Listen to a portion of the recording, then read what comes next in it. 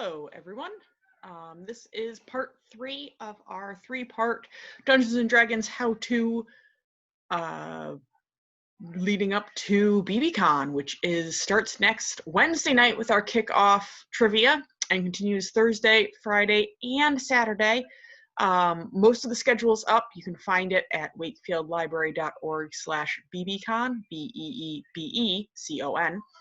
And the last programs, which look like they're going to be really cool, are just getting scheduled in the next couple of days. So keep an eye out because there'll be a few more things coming if they're not up already. I'm filming this a couple days ahead. So anyway, hi. So if you haven't seen them yet, make sure to check out. You can see them on our YouTube page as the easiest way rather than scrolling through Facebook. We have two other videos. The first video was how to build a character, a D&D character.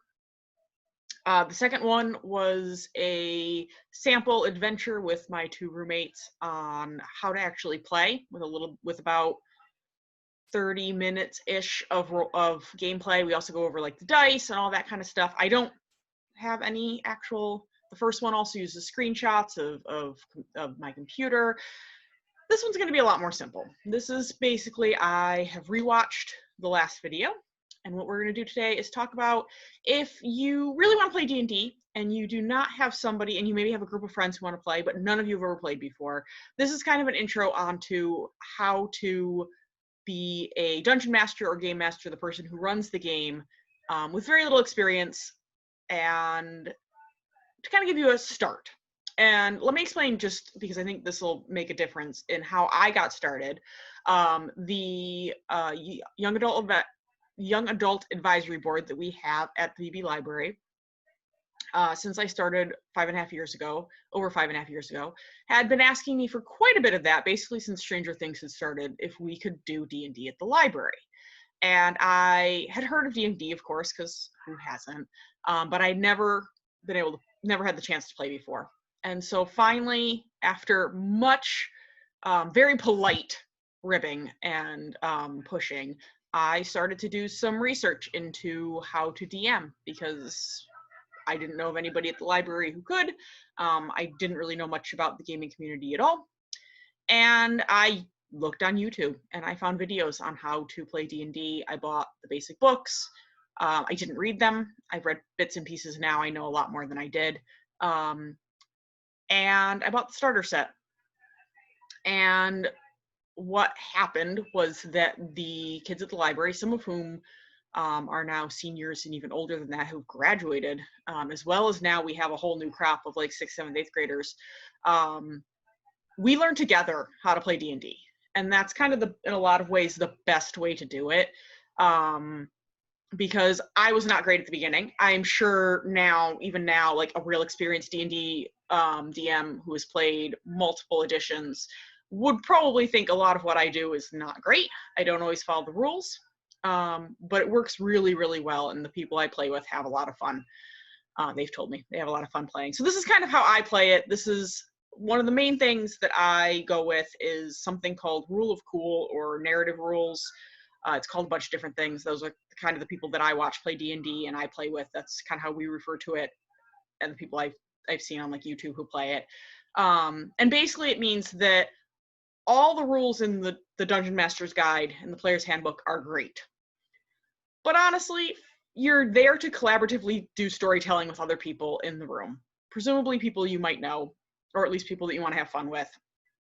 And so if something maybe isn't exactly by the rules, if it's really cool or it moves the narrative along in an interesting way, figure out a way to make it happen. Make them roll something, see what happens, kind of go with it. And that has, I think, treated me really well in D&D. So that's kind of my like main Dungeon Master rule is do what's cool and fun for the campaign. Don't let them, do something that is impossible or way outside their ability level, but just if they come up with something really clever, like let's say they want to swing off the banister and land on top of a skeleton and crush it, kind of basing off some of the comments I made in the last video, let them try. Make them roll, an acrobatics. Make them roll a strength. You get to decide kind of what you're going to have them roll. So just kind of going through some of the notes that I made rewatching the video on things that I thought I should expand upon a little bit. I mean, definitely rule of cool. One of the other things that I did in the last video, which you don't often do, is usually the DM doesn't tell the players what they roll. You have a screen or something that blocks you from them and they don't know. There's a lot of reasons for this. My main reason for this is because, especially when I'm playing with brand new people who've never played before, I don't like to kill them. I'm not a big total party kill person, and I don't want to kill new players because, especially when you're playing with kids, you kill a new player and that kills their enthusiasm for the game. So one of the things I will do on occasion is, if I'm rolling damage, if one of the creatures attacks, hits, does damage, what I do is I might roll something. If I roll like let's say it's a D8 and I'm supposed to add +3. If I roll an 8 plus a 3 and it's like a 1 or 2 level character, I'm going to probably murder them with that 11. So one of the things I will often do is pull my punches. So I'll say, instead of saying, oh, you take 11 damage, knowing that they have maybe 10 hit points, I go, oh, you took 2 damage. And they don't know that's not what I rolled. And even if they did, they wouldn't, like, they don't want to die. Like, that's kind of the whole thing. So that is definitely something. I mean, I certainly sometimes do if like I roll a 1 or a 20, both of which are kind of the special rolls. But I don't do it I don't always do it. But if they're higher level characters, I'm much less likely to pull my punches. I do try and track my player's HP though, so that I kind of know where they're at. But that's a personal thing. Some people don't play that way, and that's okay too. But I find that works really well for beginners. How much you plan I mean, there's certainly a lot of campaigns out there and dungeons and stuff. If you Google it, you can find pre-made stuff that you can play. One of the groups I play with, we started out playing the starter set adventure, even though we had a couple people who had played before. None of them had played the starter set adventure, and we played that for we met once a month for a year and played that. Now mostly I make stuff up. I generally have a general idea of where it's going. I don't do a lot of pre-planning otherwise, kind of having an idea of what kind of creatures they might encounter, because for me, I know players derail you all the time. I don't want to have too much planning. So there's kind of a level of how much planning versus not enough planning, because you do want your characters to be able to do their own thing and maybe derail a little bit, but you also kind of want to have an idea of what you're doing. So it depends on how your level of preparedness. One of my roommates who you met last week, Lindley, she's about to start DMing for the first time. I've been helping her with it. And she's kind of has a general outline of at least the first few steps and the end game, so that she knows exactly where we're going, and she's already picked out her enemies and stuff. So everybody's a little bit different, and that is totally up to you. The one I did last week, I completely made up off the top of my head as we went. Usually I try and be a little bit better with my descriptions and stuff, but that is also up to you. A couple things just to pay attention to when you're DM. Skill check. When you ask somebody for a skill check and they roll something, a lot of things, and this was something I didn't figure out for a while. How do you determine whether or not they succeed in that skill check? And basically, I've played enough now. It's kind of an easy to hard. If it's something that's really easy, you just want to make sure that they don't completely whiff it. If they beat a 5, they're good. They get at least some piece of information. If it, just stuff where you want them to roll because you want that little chance of failure. Never ask them to roll if you don't want the chance of failure. Never ask them to roll if you want the chance of success. But if you want that just little bit of chance they could fail, that's a 5. If it's something that they should be able to do with their skills, it's not that hard, but they actually have to put effort into it, it's a 10. If it's relatively difficult, and actually you prefer if they didn't succeed, that's a 15. If it's basically impossible, at least for low-level characters, then it's a 20. As the characters get higher, you can go up to the 25s and stuff. I haven't played with characters that high yet, but you certainly can get to that point where their modifiers are high enough that they could routinely beat a 20. And so you just kind of have to adjust your difficulty from there. So then maybe 10's your really easy level. And just a couple quick fire things that you might want to pay attention to. Character order in which they travel, if they're traveling, whether they're traveling single file or like 2-2-2 or in a clump. Like you kind of want to know that a lot of the time, because if something's going to jump out at them and attack, like if they walk through a doorway, you need to know who walks through the doorway first, because if there's an opponent on the other side to attack them, obviously you need to know who it's attacking, who's just walked through that door. So keeping an eye on character order, you can just ask your characters, you know, if they decide they're going to do a marching order, okay, what order are you guys in?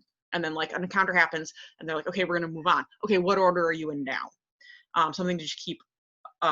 Doors, most players will expect doors to be locked.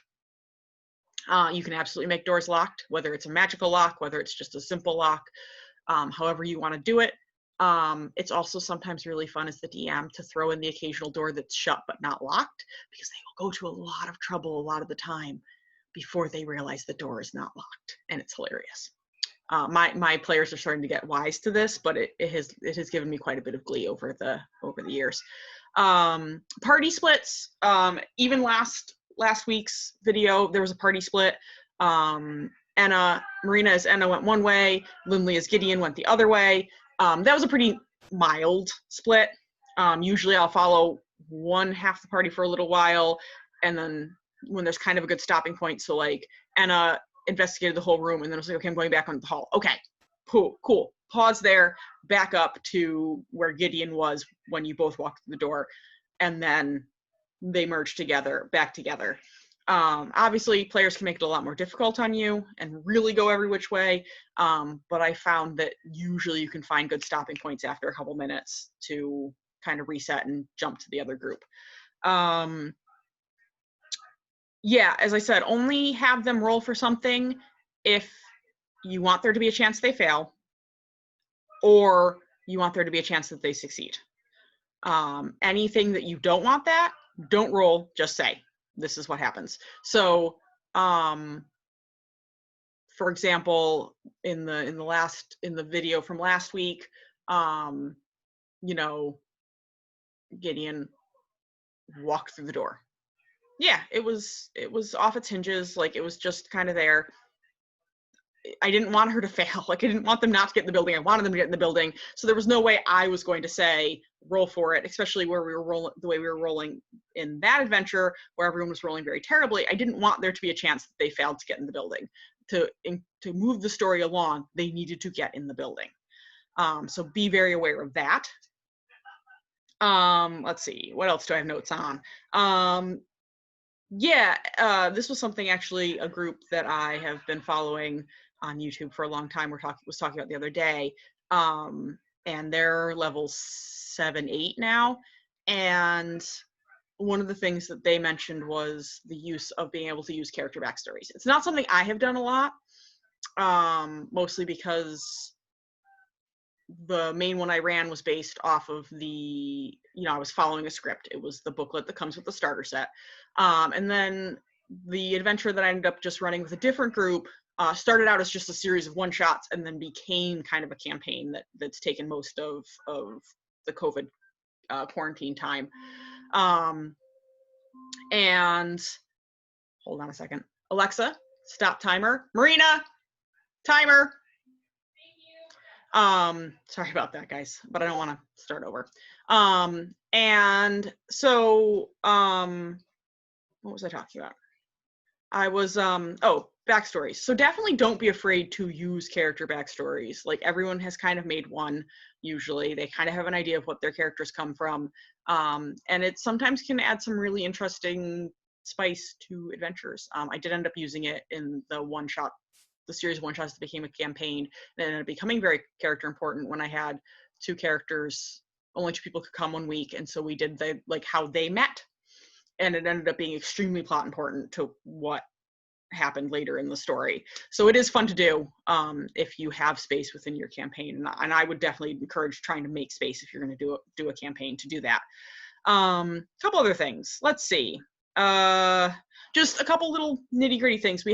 There's kind of two sections that I even get caught up on sometimes. Skills. There's perception and investigation, and there's acrobatics and athletics. And I talked a little bit about this in the video.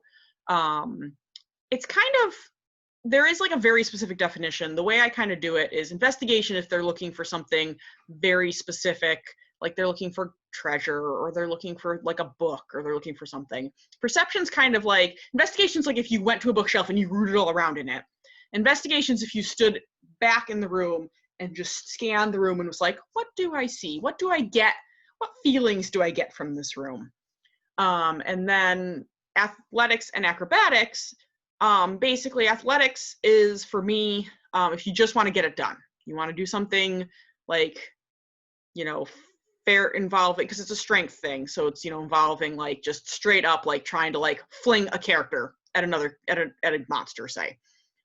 Acrobatics is if you want to do something like clever with it. So like, for example, Lindley as Gideon in the last adventure wanted to do a forward roll.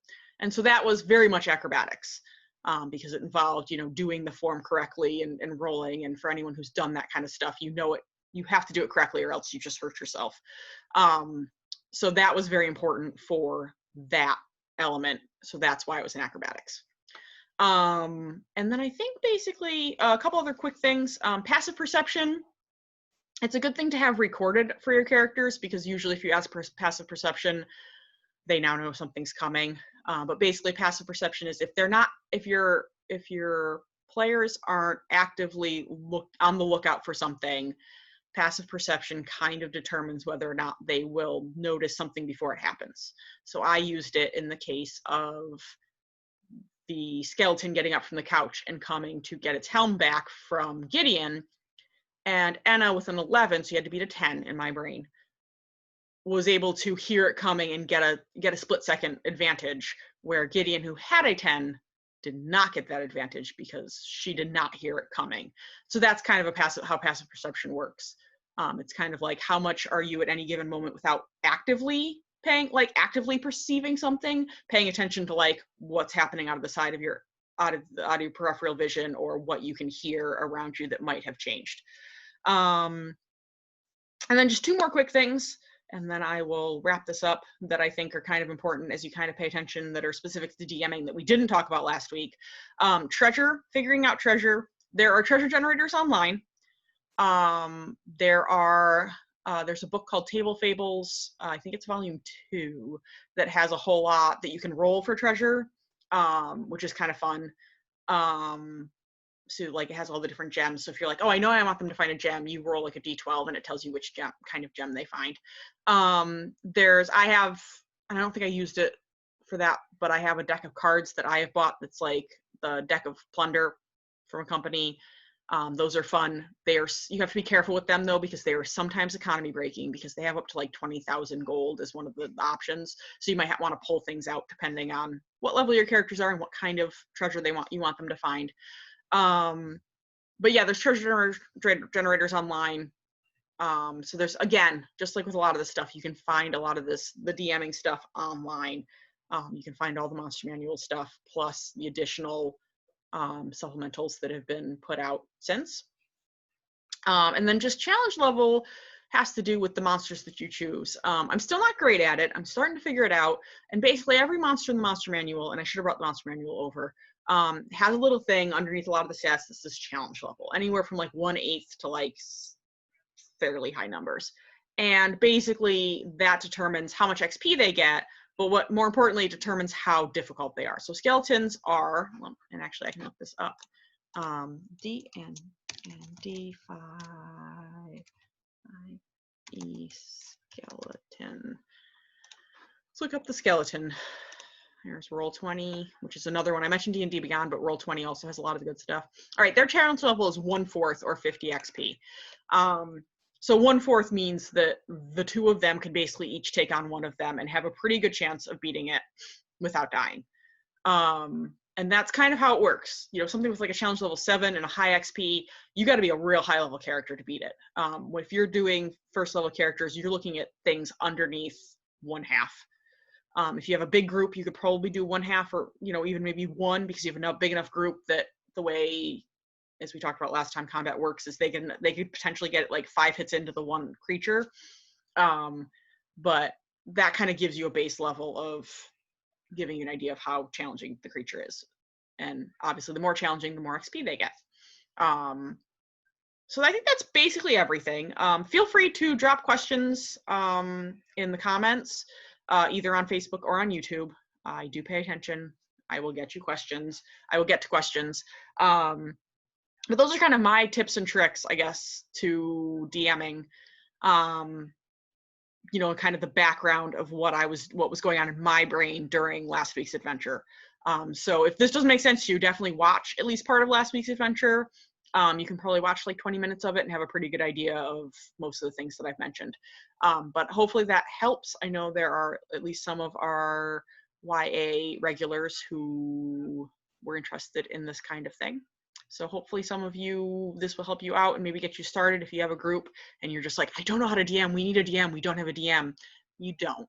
Just make an agreement with your friends that like you're all going to learn together and figure it out and just have fun. Like that's the most important thing. I saw a tweet the other day with a kid whose parent is involved in the tabletop role playing world. I don't know what they do, if they sell stuff or whatever.